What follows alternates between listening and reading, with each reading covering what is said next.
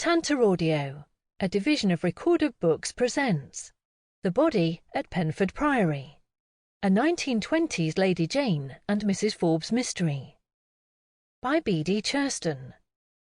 Narrated by Julia Anthony. 1. September 1928. Kate Forbes was driving Gertie, her cherry-red Austin 7, through the sunny Sussex countryside. In a cheerful mood, and amid all this marvellous scenery, she was wondering what might make the perfect weekend. Obviously, seeing her niece, Lady Jane Scott, again would be part of it. That was the reason for her Saturday morning journey to an ancient ruin, but what else? Finding a body? Yes, that would do it. Just ahead, black lettering on a white sign indicated a crossroads junction. To the left was Upton, to the right Mortimer Hall. However, her destination was straight ahead, the village of Penford. Only she was brought to a halt by a flock of junction-blocking sheep. Kate was in no hurry, though. Indeed, it was an opportunity to take in the fields, dotted with hay bales, the smiling young shepherdess and her border collie doing their best, and over to the right, a magnificent ancient stone edifice with nothing else attached to it, the Priory ruin, once an important presence in these parts, but not for a very long time. She knew all about Henry VIII, of course, the king who closed the monasteries. But all these centuries later, what might Jane and the archaeology team discover at the site? While a 1908 effort failed to find anything, there was renewed optimism for this latest dig. A lot more research had been carried out. Fresh theories abounded. Not only would Jane and her colleagues find evidence of medieval life, they would also locate the final resting place of a 14th century prior named Wilfred. At least, that was the hope. So, yes, finding a body would be great, as long as no one expected Kate Forbes at 53 years of age to lend a hand with the digging. That aside, perhaps she could be an assistant to Jane's boss, Professor Peregrine Nash, holding his tools or something. Or she could do a bit of work herself, poking around with a trowel sort of thing. Although, what if she discovered the actual remains? Would that spoil things for the professor? She could imagine the newspaper report. The long-lost remains of Prior Wilfred were discovered by Mrs. Kate Forbes within a few minutes of her very first attempt at digging. Archaeological expert Professor Nash of Oxford University, who held a lifelong ambition to find the 14th century prior, was overcome with emotion. She didn't suppose Professor Nash would shake her by the hand. By the throat, perhaps. Ah, progress. With the last of the sheep coaxed off the road and into a field, Kate traversed the crossroads and continued past allotments, which no doubt provided food for the blacksmiths, carpenters, wheelwrights, saddlers, and others who served the district's farmers. Annoyingly, though, someone was using their tiny plot to burn half the county's rubbish, turning the warm air acrid and spoiling for a moment the perfection of the scene. Passing a hay wagon, Kate entered the eastern end of Priory Street, which ran through the middle of Penford village. This was home to a police house, a grocer's, the White Horse Inn, the Post and Telegraph Office, the village green with its cricket pitch and boundary oak trees, St. Peter's Church, a school, the Royal Oak Pub, the Women's Institute hut, and the village dairy. Sitting among and around these landmarks were hundreds of whitewashed thatched cottages with gardens full of late summer blooms and fruits. Kate steered Gertie onto a cobbled area at the side of the White Horse Inn, where hooves and carriage wheels had once clattered. It was a sizable establishment, with a dozen rooms for guests, and would have been a prominent stop-off point for horse-drawn stagecoaches before the railways took over. Here, Kate had booked a room for 2 nights. Not that there was much choice. The White Horse was the only decent place to stay, unless one was invited to sojourn at Mortimer Hall, which she hadn't been. Unlike Jane, who had mysteriously declined an invitation despite being an old school friend of Lord Mortimer's granddaughter, Ursula Camley. Having pulled up alongside Jane's burgundy and black Triumph Super 7, Kate gave thanks for another long journey completed successfully. A few moments later, with a heavy suitcase in hand, she headed for the inn's side door, where a grey-haired local worker dashed forward to hold it open for her. "Might you be Mrs. Forbes?" he asked, his country accent being not quite country. She stared at him for a moment. His soft pale blue shirt was high-quality cotton. "Ah, you're the landlord." "Not quite." "Aunt Kate." A familiar figure appeared from inside, wearing an army green blouse and dark green trousers. "Jane!" When Spanish flu took Jane's mother Annette in 1919, Kate had tried to help her niece in any way she could. Annette had been Kate's younger sister and, 9 years on, that desire to help was undiminished. Hence Kate wanting to wrap her arms around her niece, to ask if she was eating well, if she was happy, but aunts didn't do that sort of thing in public, which was a pity. "I see you've met Professor Nash," said Jane. "Ah," she said, eyeing him once again, a man roughly her own age. "We haven't quite been introduced." "Perry Nash, at your service," said the Professor with a smile. "And this is my aunt, Mrs. Kate Forbes, as described," said Jane. Kate tensed up a little. "As described?" "Described impeccably," said the Professor. "Your niece suggested a woman of great dignity, a woman in her prime. What was the other thing, Jane?" "The best aunt a girl could have." "Oh, well—" Kate felt her face flush. But it wouldn't have shown due to Jane wrapping her arms around her and giving her a big hug. "Mrs. Forbes?" It was another arrival from within, a jolly man in his mid-40s, with wavy black hair that had begun its journey towards silver. "Will Jessup, landlord. I'm sorry I wasn't out to greet you right away. I was watering the garden. May I take your case?" "Oh, thank you, landlord. Most kind." "I'll pop it into your room, number 3, that is." As he disappeared, Kate found herself gazing at the Professor once again. "So, digging," she said, looking away from his warm grey eyes. "Have you had any luck?" "Not yet, but we've only had a day so far. Why don't you come to the site after lunch, see what's what?" "Wonderful," said Kate. "It all sounds very intriguing. Do you think you'll locate Prior Wilfred?" "Ah, well, the main thing is to learn more about the Priory and its history. But yes, we hope so." As she was shown inside by both Jane and the Professor, Kate tried to balance the idea of enjoying a convivial weekend while looking for a body. It was the sort of thing she'd had a little too much experience of over the past year. That said, Professor Nash seemed an interesting chap, pleasant, agreeable, handsome, a widower. Not that she was interested in that sort of thing. 2.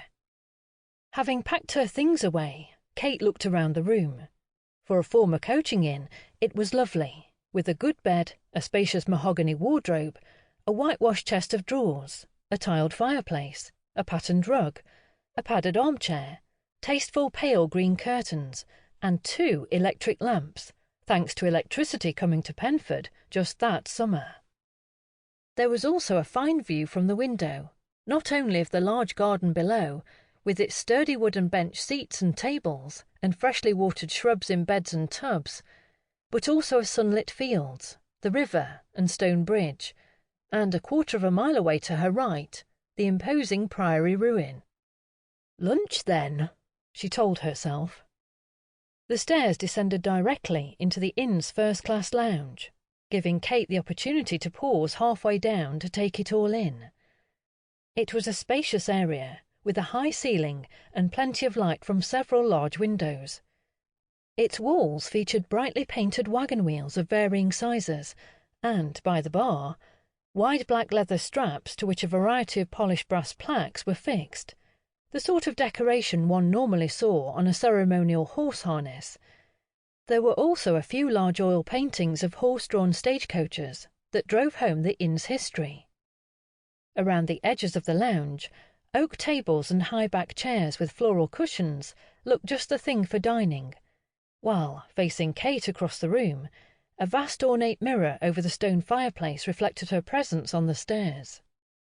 To her left, two women were discussing something just outside the open double-door main entrance. To her right, Will Jessup was behind the beer taps, chatting across the counter with a customer, an elderly chap on a stool at the wall end of the bar, nursing the remains of a tankard of ale. Finally, an archway at the far end on the right was signposted Public Lounge, which summoned up an image of plain decor and bare boards for agricultural workers coming in with muddy feet. "Aunt Kate," called Jane from a table between the fireplace and an open window. Kate waved and came down to join her niece, nodding to the landlord on the way. Sitting with Jane were Professor Nash and a lean, handsome chap with a friendly face, warm brown eyes, and swept-back brown hair. He looked a similar age to Jane, who was 27. Both men stood, while the younger of them came round to pull a chair out for her. "Allow me." "Aunt Kate," said Jane. "Meet my colleague, Harry Gibson." "Pleased to meet you, Harry," said Kate. "Mrs. Forbes," he replied as she took her seat. "I've heard a lot about you, all good, of course, and some of it startlingly exciting." "Oh, thank you." Kate smiled as the men resumed their seats. Jane had clearly chosen a fine young chap to be her friend. "You've already met Professor Nash," said Jane. "Please call me Perry," he insisted. "Perry? Then you must call me Kate." "Kate." I must say I love the decor here, Perry. I'm often tempted to think like this at home." Harry gasped. "A wagon wheel on the wall?" "No, something of the seaside where I live. A ship's wheel, perhaps. Or would that be too much, Jane?" Well, it's nice to respect the past. Look at this place. The White Horse must have been ever so busy in the old days." "Well, Penford looks an ideal spot for walking and fishing. Perhaps Mr. Jessup could advertise to get more motorists to come and stay." "Did I hear my name?" It was the landlord, Will Jessup, approaching with a smile. "I was just saying I like the decor," said Kate. "That's most kind, Mrs. Forbes. I've tried to keep with tradition." "Has the White Horse been in your family long?" "Oh, well," said Will. "My great-grandfather built it in 1845, but within 10 years they put the railway through Upton. That was the end of the stagecoach, and unfortunately the White Horse suffered. Thankfully, we're doing just fine these days. Now, what can I get you? We have fresh bread, butter, cheese, cold ham, eggs, fruit, honey." After a quick discussion, cheese and tomato sandwiches and glasses of cold lemonade were ordered. "Those horse brassers," said Perry Nash, peering from the retreating landlord to the wall by the bar. "There's no shortage of history there." He glanced at Kate. "Then again, I'm sure you know as much as I do." "Oh, I'm sure I don't, Perry. All I know is that they're brass plaques fixed onto a strap and used to decorate a horse." "Yes, exactly, to decorate the harness gear, especially for shire and parade horses. It's fair to say their increasing popularity as a pub decoration correlates with the decline of horse-drawn transportation." "Nostalgia," said Harry. "It's big business these days." "Well, I'm all for it," said Kate. "These old coaching inns might be no more than ordinary pubs today, but it's good to remember the role they once played." Yes, absolutely, said Perry, although he wouldn't want to tire you with endless talk of history. Nonsense, said Kate. We could talk for hours, Harry warned. Good. I was hoping you'd tell me all about the Priory. Ah, said Perry. A short version, perhaps. Harry's right. Having me going on and on would spoil lunch. I'm sure it wouldn't, said Kate. She studiously avoided Jane, who would no doubt be enjoying her aunt behaving like an awkward debutante. Yes, well, said Perry. Essentially, we're looking for evidence that helps us build a picture of life there before the dissolution. What about Prior Wilfred? Kate wondered.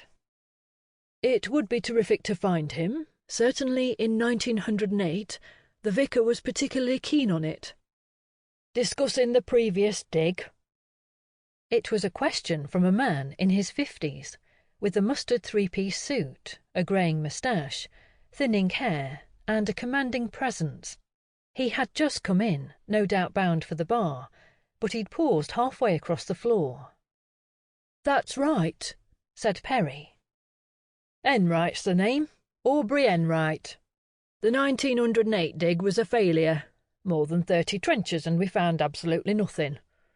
The vicar meant well, but him being in charge meant a lot of activity with little know-how. I was there making sure there was no funny business on Mortimer land. It's important to show the nobility that ordinary folk can be trustworthy. I was there too, said Perry. Much younger then, of course. Peregrine Nash, at your service. Yes, I remember you. I'm on the parish council these days, but back then I was just a helping hand. Well, it's good to meet you again, Mr. Enright. Yes, of course. Mind you, I have no interest in any of it now. Unlike yourself, I prefer to avoid the Mortimer estate. Just then, Will Jessup arrived with their drinks on a tray. The sandwiches won't be long, he said. Weren't you on that first dig, Will? The old chap at the bar wondered. Will nodded. I was. Mind you, I was a young man then, doing all kinds of work. They took me on as a hired hand, digging out those trenches for them. I can tell you, it was no picnic. Enterprising, said Aubrey. It's in our nature, see? I've done well in business myself. It's a new age. Men of merit working to improve the world, not like the old money washing around uselessly among the woolly-headed old guard. I think he means the landed gentry, Jane whispered. Aubrey huffed. I'm just saying that by our enterprise, Penford's becoming self-sufficient. And what we can't get here, we can get in Upton, said the old chap. That wasn't my point, said Aubrey. Do not disturb the dead, cried a woman at the open window. Kate almost jumped out of her seat. The woman had appeared like an apparition, a notion not diminished by her long, gaunt visage and slender frame. Take no notice of Cecily, said the chap at the bar. She likes to make a scene. I'm not making a scene, Sidney Allen. I'm merely stating a fact. No good will come of disturbing the dead. You mark my words. Kate raised an eyebrow, while Jane addressed Cecily with a smile. If Prior Wilfred can be located, he'll be reburied in the church cemetery. I'm sure he'd approve. Who's to say it'll be the prior you dig up? You might unleash a presence to bring despair upon the village. I'm sure it won't come to that, said Kate, quite certain of it. 3. Standing in a peaceful sunlit pasture a quarter of a mile from the village and 200 yards from Mortimer Hall, Kate and Perry Nash wore strikingly similar straw Panama hats, which neither mentioned. All around them, wildflowers studded the short grass, tempting the occasional bee and butterfly, although the sheep or cattle responsible for all the munching had been moved elsewhere. On one side of the expanse, dressed for field work and clearing the grass for a new trench were Jane and a tall blonde student in a white shirt called Jeremy. Harry and a dark-haired, grey-shirted student, Owen, were on the other side. Owen and Jeremy looked no more than 20. "It's certainly an impressive front, if nothing else," said Kate, studying the impressive weather-worn ruin up close for the first time. "It is," said Perry. "Just imagine it as an entire priory church. There would have also been dormitories with cells for the monks, a refectory, a gatehouse." "It must have been an inspiring presence for the parish." "Oh, possibly not," said Perry. "Remember, it was a Cluniac priory." "Cluniac?" Kate was lost entirely. Didn't Cluniacs come out at night and howl at the moon? "Why don't I get my students to enlighten you?" Perry suggested before summoning them. All looked eager upon arrival. "Let's help our guest with some information about the priory," said their leader. Owen piped up. "There's a legend that says you can still hear the monks singing." Jeremy nodded. "Apparently, the breeze carries their song." Perry frowned. "Could we stick to history? I was telling Mrs. Forbes this was a Cluniac establishment, but who were they, exactly?" Harry raised a hand. "A monastic order dating back to the 11th century. Unlike the independent Benedictine monasteries, all Cluniac houses were part of a single institution under the control of Cluny Abbey." "Cluny in France," Jeremy chimed in. "Burgundy, to be precise." "That's right," said Owen. "In England, the Prior of Lewes ran the show, under strict orders from the Abbot of Cluny." "Very good," said Perry. "Regarding Penford," said Harry, "the original Saxon church was dedicated to St. Martin of Tours. It was then rebuilt in 1148 to serve as a priory church, by which I mean it was for the use of monks only. That said, the De Vere family, as benefactors, are buried here." "It all came to an end, though," said Jeremy. "Henry VIII?" said Owen. "Yes, he took possession of the priory here in 1538, said Harry. Its destruction followed at the hands of Thomas Cromwell, the King's secretary. "How fascinating," said Kate. Perry smiled at his student's enthusiasm. "Yes, monasteries, priories, convents and friaries were disbanded so that their wealth might be used for the good of the people, which turned out to mean Henry spending it on himself and his military." Harry nodded. "He sold the land here at Penford to the Earls of Dorset, who then sold it on. It eventually came to the Mortimers in 1772. Kate looked around. In some ways, she felt a touch of sadness for the priory's destruction. She also felt a tinge of anger at the brutish King Henry. "Let me show you to our fines tent," Perry prompted. They were soon outside a low apex canvas shelter with an open front. Inside were 2 seats at a table, on which a dozen or so small items sat in a wooden tray.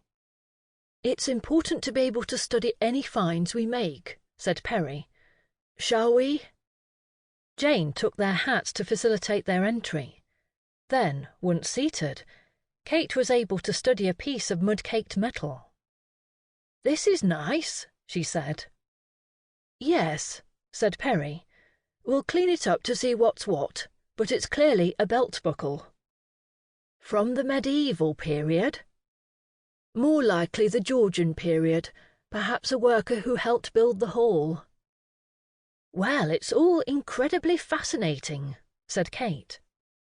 "Try this," said Perry, handing her a tiny piece of decorated pottery.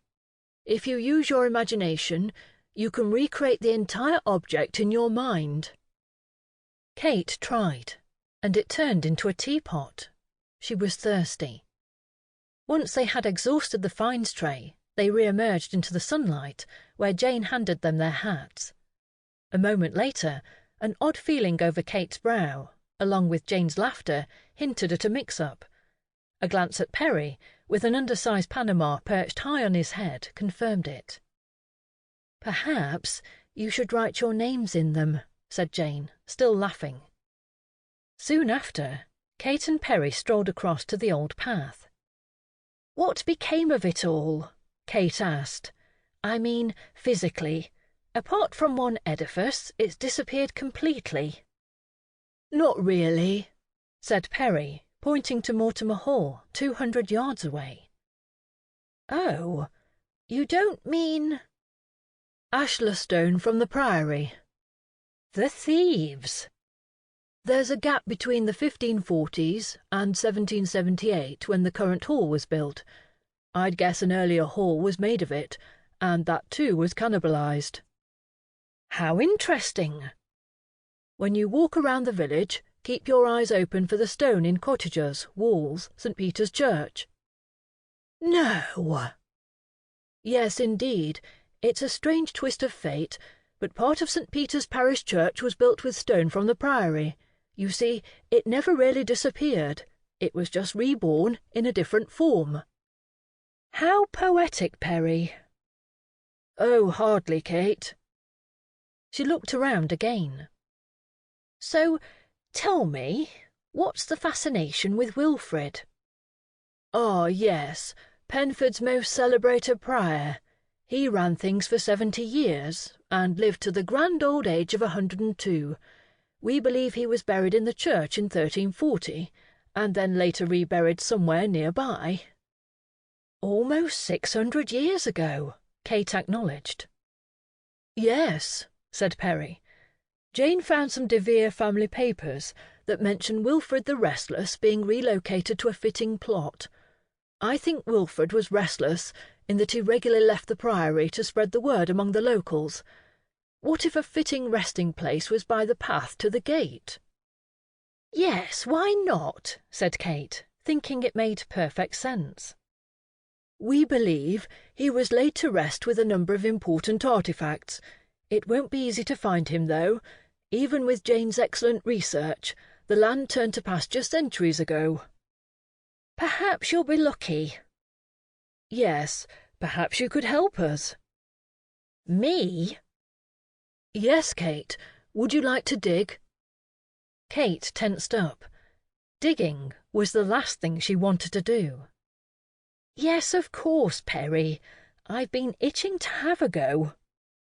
We'll start you with a new trench. That way you'll see how the upper layers off a little, unless someone dropped something in recent years. Once you've sifted some soil, we'll have the younger ones dig further, and then get you back in. That way, you'll get to see firsthand how we roll back the years as we go deeper. Kate was both relieved and interested. That sounds perfect. The two of them went over to Jane and Jeremy's barely started trench further up the path. Thankfully, a small blue cushion had been provided for her to kneel on. I really do hope I don't find anything important. Jane kneeled beside her and handed her a trowel. Aunt Kate, it doesn't matter who makes a find, it's a team effort. Yes, but I'm not really part of the team. What if I find a priceless treasure? Just dig a little, and we'll analyse things as you go. Kate eased the trowel into the earth and gave it a wiggle. She then lifted out some soil and tipped it onto an existing heap to her right. Nothing to report, Jane? No. Well, why don't I leave you to it for a bit? If you feel your knees going, just give a yell. Righto. Kate supposed that 5 minutes would be about right. Certainly enough for her to talk about her exploits later in the White Horse. As it was, in half that time, the edge of the trowel struck something. She wondered if to ask Jane or Jeremy for guidance, but rather than alert them to a wandering route, she scraped around the object a little more until she could be sure. She then alerted Jane and Jeremy. Did the Normans wear glasses? They hurried over. Oh, said Jane. They look quite modern. She summoned the Professor, who was quick to join them. Kate, meanwhile, had a theory. Perhaps someone lost a pair of spectacles on the previous dig. It's possible, said Perry. Let's dig a little further, shall we?